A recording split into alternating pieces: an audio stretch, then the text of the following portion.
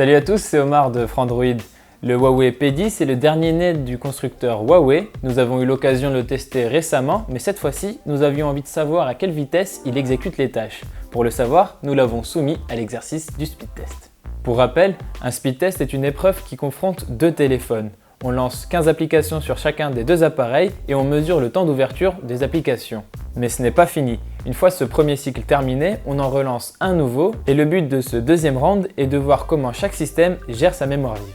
Aujourd'hui, le Huawei P10 et son excellent Kirin 960 sont opposés au Samsung Galaxy S7 et à son Exynos 8890.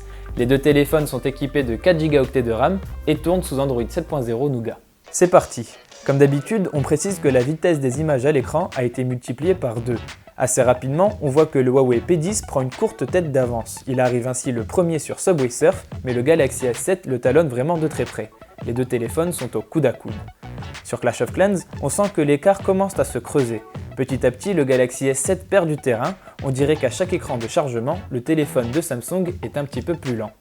Sur la dernière rangée d'applications, sans être totalement à la ramasse, il ne réussit pas à rattraper son concurrent et accuse une application de retard.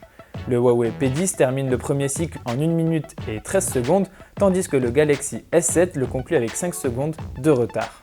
Sur le second cycle, ce constat ne change pas.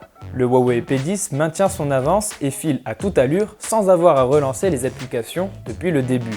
Mais on pourrait finalement dire la même chose du Galaxy S7 qui s'en sort très bien lui aussi malgré son petit retard pris pendant le premier cycle.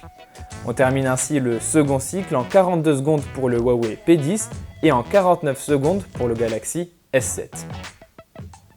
On peut ainsi voir que chacun des deux téléphones bénéficie d'une bonne gestion de la mémoire RAM. Avec seulement 6 secondes de retard sur le très bon Huawei P10, le Galaxy S7 sous Nougat signe une belle performance pour un téléphone sorti en 2016. Voilà, c'est tout pour ce speed test. Si vous voulez en savoir plus sur le Huawei P10 ou sur le Samsung Galaxy S7, n'hésitez pas à consulter notre chaîne YouTube ou à aller sur notre site Frandroid. Quant à moi, je vous dis à très vite dans une prochaine vidéo.